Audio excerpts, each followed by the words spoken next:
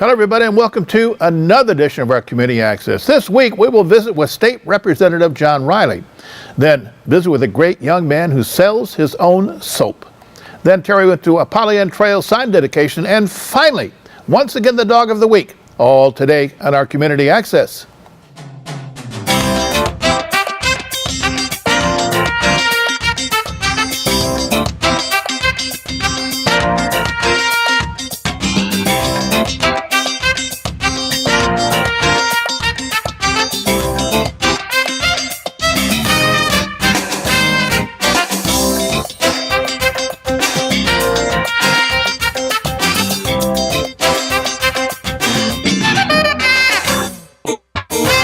Welcome back. John Reilly is our brand new state representative. Terry visited with him at our studio last week. Terry? Hi, Bill. As you can see, we're in the studio today, and the reason is we had a very special visitor come visit us. John Reilly is the state representative for the 46th district, and that's us, right? Addison, Oxford, Orion, Oakland, and Brandon. You correct? got it. That's right, Terry. Congratulations on your seat, and thank you for stopping by. I want people to know who you are personally. I'm sure they've seen your picture, and obviously a lot of people voted for you, but I want to know more about you and your background. And you're from this area, or no? Sure. Well, I've lived in Oakland Township since 1999. So I've been here a fair amount of years. You can call it home. Yeah, I'd say so, yes. Good. And you worked in this area. This is your first go-round politically, correct? Well, actually, I became involved in the 2010 as a precinct delegate, and from there, a precinct delegate captain, actually. So I recruited a lot of people into the political arena. And also locally in Oakland Township, we've had a big turnover in Oakland Township with some of the board members there, and I've been involved with that also. I did run in 2014 against the two-term incumbent Brad Jacobson, and lost that election. And then I ran again this year, or 2016, when I did win the primary and the general election. Congratulations. Thank you. Your background is not politics. You didn't take poli-sci in college or anything. You were an engineer, am I correct? I attended Oakland Community College, where I did a co-op program with GM. Oh, nice. So I completed that 2-year program and worked in automotive testing. From there, from GM, I went to a long stint with TRW, Automotive Safety Systems, which works on airbag and seatbelt development. I ran a crash sled at that facility for 13 years.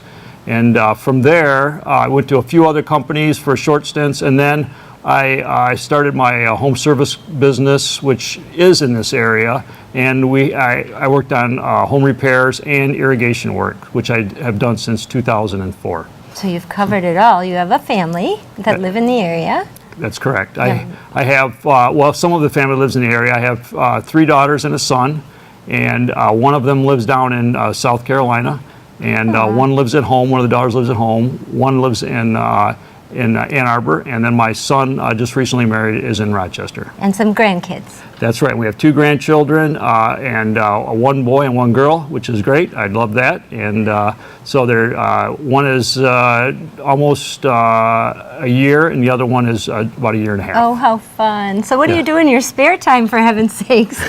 So let's talk about your job description. I've always wondered what state representative means. I know that you're representing us as a group, and it's easy to get in touch with you, obviously, because we wanted to have you come in here, and you did. Thank you very much. But are you learning, or did you have kind of an idea of what you were getting yourself into?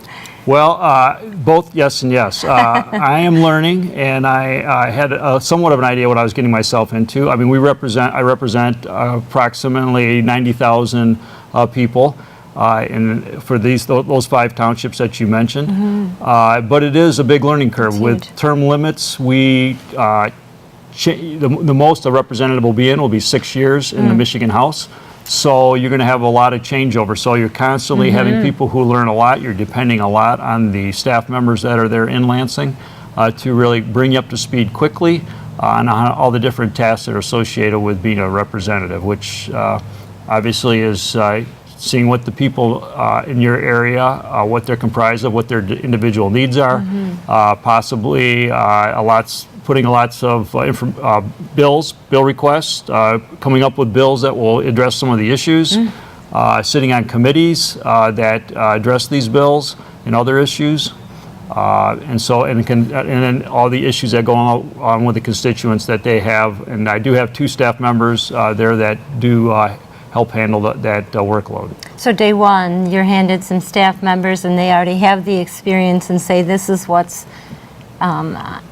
bills are happening right now, or are you taking our ideas with you and starting campaigns on those? I would say a little of both. So the 2 staff members I have, one was experienced with the exact job that he's doing. Another one was not. I hired, and I have the opportunity to interview these people, and I think that they're 2 splendid individuals, which are going to do a fine job. The way that it's set up, we don't really have bills coming in yet. They are starting to come in now after I've been there about 6 weeks, and which were really presented by members that had served last term. So there are actually a few. I take that back. There are actually some bills that are by the freshmen like myself, and I have submitted some bills that I have not got them into the system yet, but shortly they will be. So. And you do that based on your constituents' needs in this area, correct? Well, yeah, certainly you'd be looking at the constituent needs or the state's needs too. I mean, so both of them, and hopefully those are aligning when you're coming up with bills. Hopefully that's usually, I would think, would be the case. And so you're certainly in a transition right now. 6 weeks is barely long enough to get your feet wet, and you have now been assigned to committees. Right. And do you put in for those committees, or do they just pull your name out of a hat, or is it something you're interested in, you ask for, or how does that work? So it's a big process. You've got to look, you got 110 representatives, and you've got, I don't know how many committees there are. But probably millions of them, right? Well, I'm guessing 30 to 40. Handful. And so then you've got to try to figure out which committees are these people going to be on.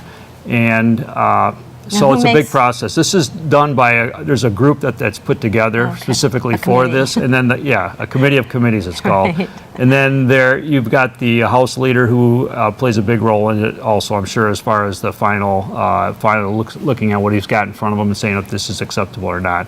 So I did put in for some of the committees that I received, and I will tell you that I am on the Education Committee, the Energy Committee, the Committee on that has to do with reform of our liabilities. Michigan has some long-term liabilities out there. Also on the Regulation Reform Committee and a committee called JCAR, which is a Joint Commission on Administrative Rules.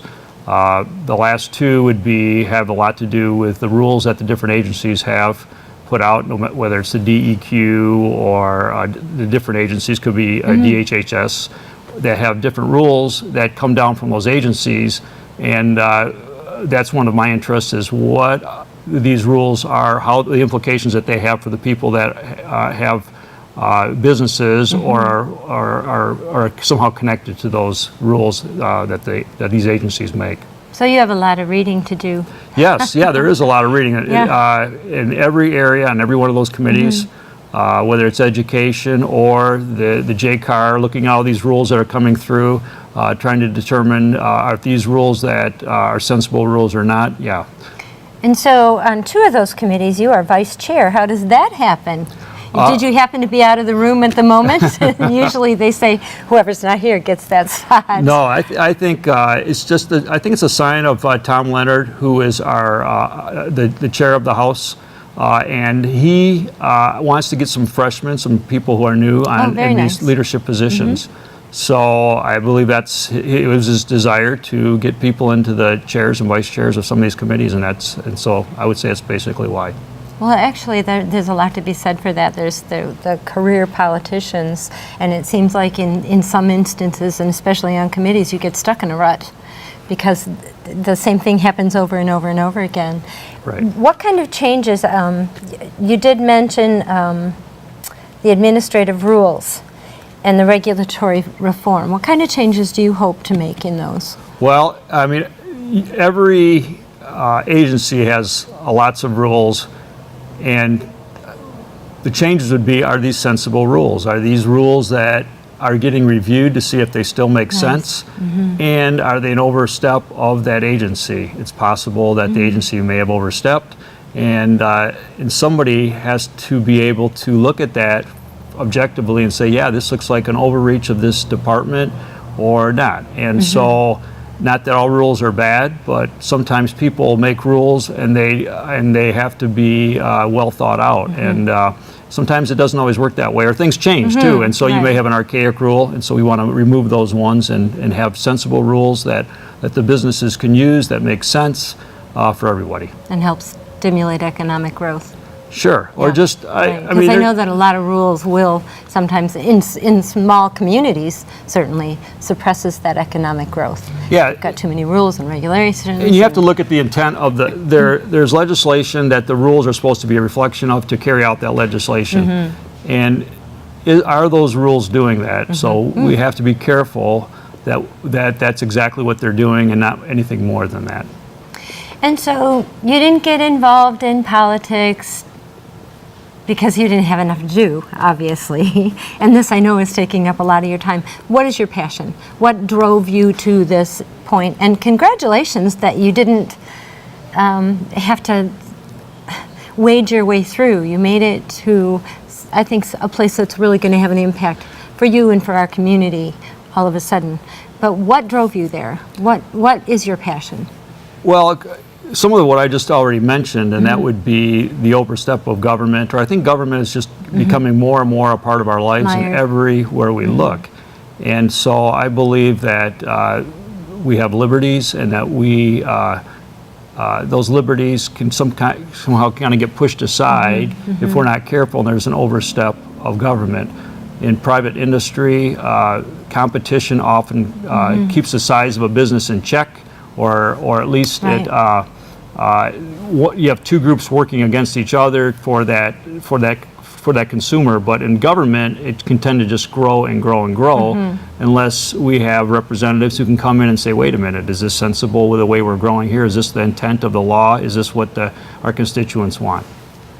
So I think the size of government, the growth of government, is the reason I became involved. I think that there's many situations where the government is growing too big, and we need to get to actually leave those responsibilities to the citizens.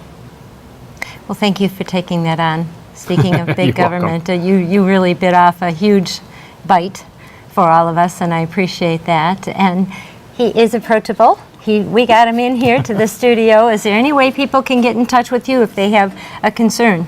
Yeah, sure. Our office is open to where you can go on the website, at the Michigan website, and you can find us and call. I don't have the number right in front of me, but we'll get it up there. But we definitely can call, and people come and visit. And I'm open to. I also have coffee hours occasionally. I'll be doing that every month, and those would be a couple of the ways you can get in touch with me. Great. So we can keep track of what's going on and where you're headed, and where we can get in touch with you by your website, and I will put it on the bottom of the screen. And thank you so much for coming in here and talking with us. You're welcome. Thank you for the opportunity to be on the air and to make myself available. Much success to you, and we'll see you again right back here, I'm sure. Okay. Thank you, Terry. Back to you, Bill. Thanks, Terry. Next up, our reporter Janet Warner caught up with the owner of Expedition Soap Company, Spencer Kelly. Janet?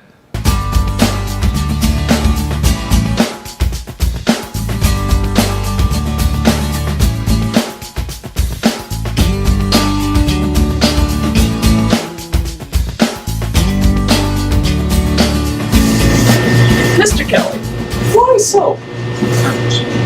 A good question. You definitely, if you want the whole story, you'd have to go back to late June of last year. When me and my friend were out in the town, we decided to stop at a little restaurant. We were in for 5 minutes, and then we'd go out and our bikes were gone. So then I had to call my parents. They weren't happy that my bike was stolen, usual stuff. So my dad lends me $300 to go buy a new bike with one very special compromise. I had to buy a new one. I had to get a new. I had to pay him back.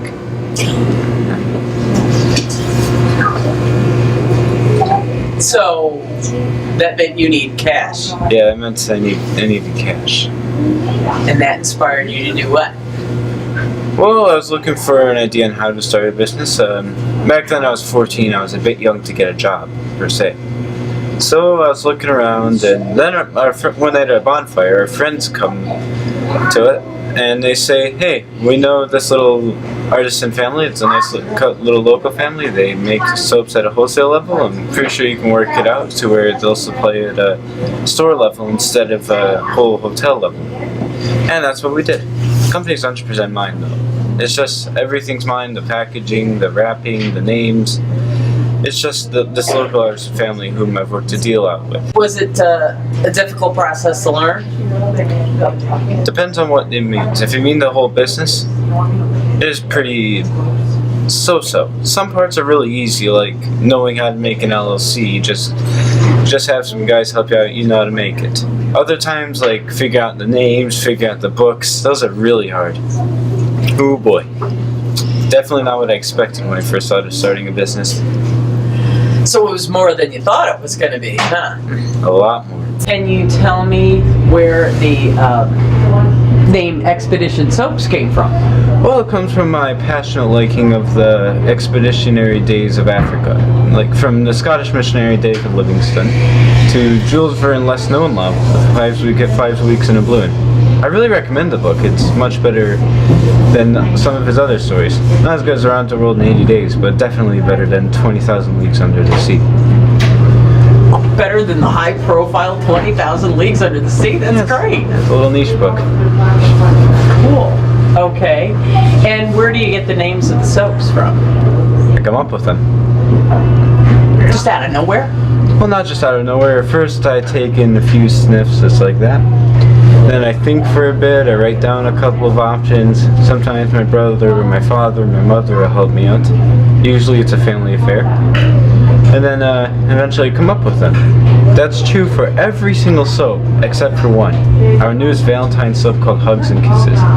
That one we sort of had a little polling of names. We went on Facebook to my Facebook page, and then we said, hey, if you, in our local community, if you come up with a name for the soap, you'll get a free soap bar. And then a little 5-year-old girl comes up with the name Hugs and Kisses. So she wins. And funny story about that, she still has the soap bar with her. She carries it around with her. She keeps it in her backpack. She even sleeps with it. That's funny. That's funny. And what is your marketing strategy? My marketing strategy? So far it's been a mixture of email marketing, word of mouth marketing. Sort of just, if I can get my name out there, I'll get my name out there. And you are here at Merge to do what? Well, I'm here at Merge to do a trunk show. The owner of this place, she contacted my mom saying, hey, I love that your 15-year-old son owns a company. Why doesn't he come here and we'll do a trunk show for his product? And what are your expectations of this trunk show? Pretty good. It's a nice little community. Word tends to travel quite quickly around a place like this. I think it should be a great turnout. You go to Oxford Virtual Academy. I'm a part-time student with them. Uh-huh. And can you tell me what you like about it, or what your favorite subjects are? Well, currently my favorite subject is the AP US Government I'm taking. He is a great teacher. I'm working in it, and what I like about it is it's flexible. Like, for example, I had to come out here and set up this display. I had to put the soaps in their exact orders. If I'd been in a real school, I'd probably have to be pulled out earlier and go against my grade. But with OVA, or Oxford Virtual Academy, I can just do whatever I need to do. It's quick. Where do you expect Expedition Soaps to take you? Where do I expect it to take me? I expect it to take me into being, well, just an amazing person. I expect it to just fly up, go be successful, and I expect to give back to the charities I'm giving back to. I currently have to where I'm going to every April, every Autism Awareness Month, I'm going to donate a percent of my proceeds to US Autism. if you could believe it, I actually have Asperger's syndrome. When I was younger, I used to have my Asperger's syndrome much worse. I used to not be social. I would often embarrass myself in a plentitude of ways. I would scream, I would run around, but I was always smart. That's what I like about Asperger's syndrome. It really helps your cognitive function. It really helps you think. And, well, now, as you can see, I'm pretty much normal and don't really have Asperger's anymore, but I see all these kids and I just feel so sorry for them. I feel like I was at that stage once, and these guys might never be as successful as I am in terms of how it's coming along. So I figured I want to help them out a bit, donate a bit. That's awesome. Has having your own business helped in that social arena? Oh, it's helped more than you could possibly imagine. I used to be a very shy person, believe it or not, but now, just like everyone else. I can talk like everyone else, I can communicate like everyone else. No difference. I'd like to add, not only to come and check out my soaps, but never let anyone tell you who you are. Say you've got a busted leg and they say, hey, there's no way you're going to heal up in 2 months for that race. You're just going to have to sit it out. No, you're going to train that leg, you're going to do your therapy, and you're going to go run that race. If you have autism and say you can't write well, don't let them say, oh, you can't write well, then you'll never be a writer. Still write. We have computers nowadays. You can just go type, and there you got a story. Anyone can do anything nowadays. And especially here in America, you can do anything. I mean, I'm 15 years old and I just started a business like that. Anyone, a baby could start a business here. Anyone can do anything here.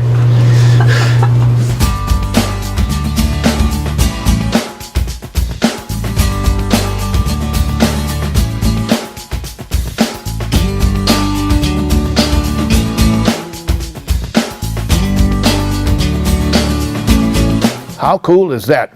Next up, Terry went up to the Pollyant Trail sign dedication with Pat Board. Terry?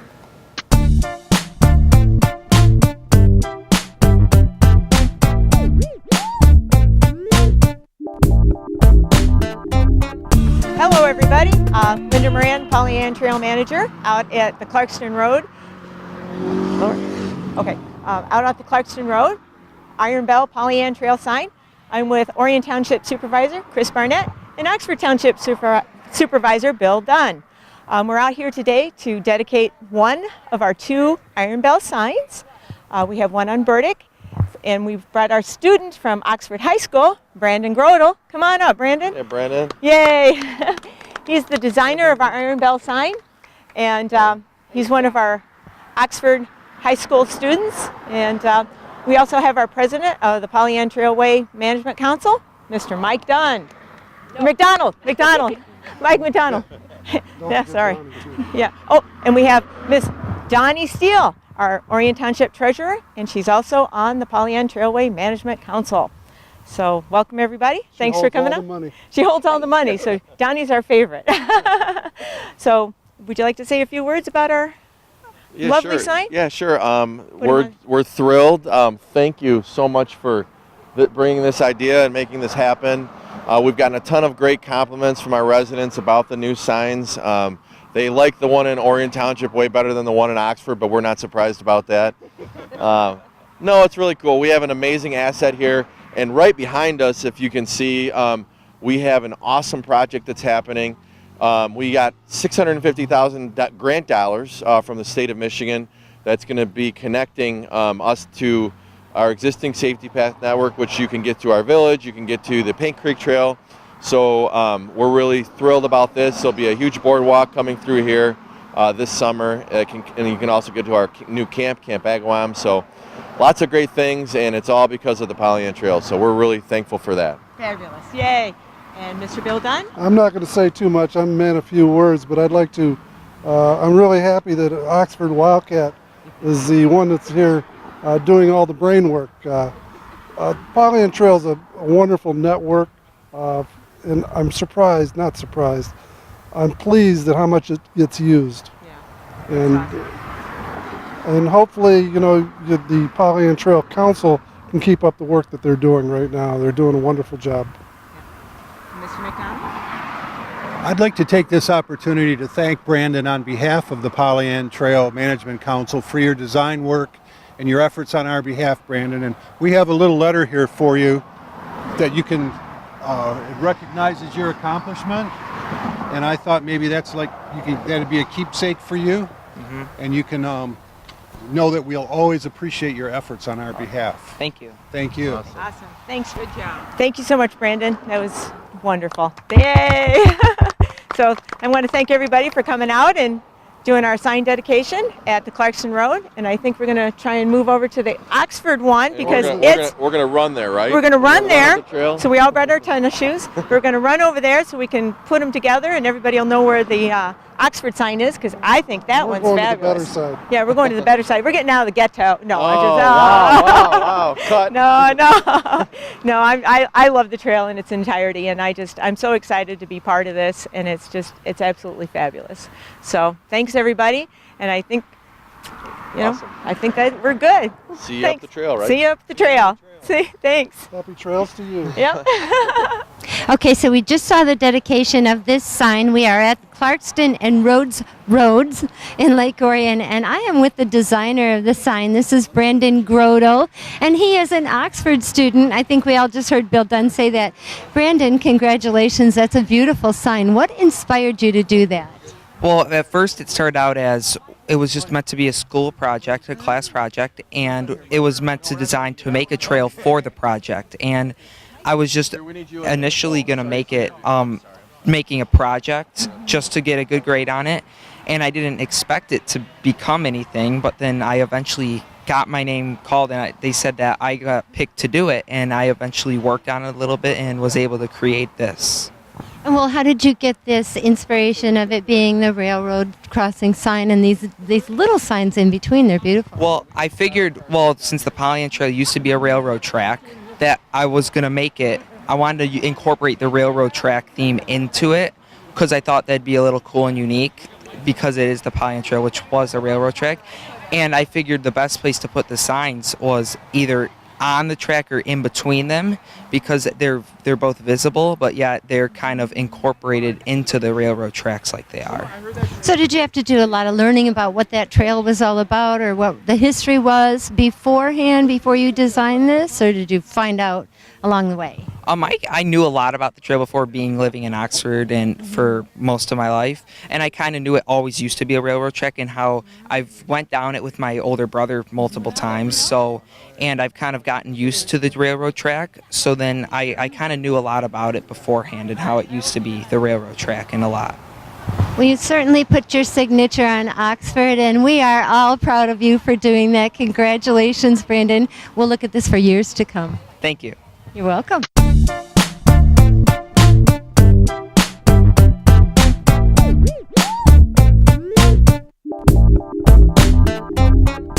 Good job, Terry. Next up is our dog of the week from the K9 Rescue League. Hi there, my name is Karen, and I've got Elsa with me today, and we are over at K9 Stray Rescue in Oxford. Just a little bit about us. Before we adopt out our dogs, they are all spayed or neutered. They are up to date on their rabies and distemper shots. And we do heartworm test them just to make sure that they're not heartworm positive. And we give them their heartworm pills on once a month, right? Don't we, Elston? Very treat motivated, so she probably would be a good candidate to learn some new tricks, wouldn't you? Let's see what you can do. Come on, I know you just want to play. Come on. Can you sit? Can you sit, pretty girl, and show them? Oh, good girl. Very good girl. Let's see what else you know. Can you shake? Can you shake? Look at that. Show me your pretty face. Good girl. There you go. So also all of our dogs are also listed on Pet Finder. So if you think you're looking for a specific dog or whatever, check out our website and also check out Pet Finder. Thank you for visiting with us today. Bye-bye.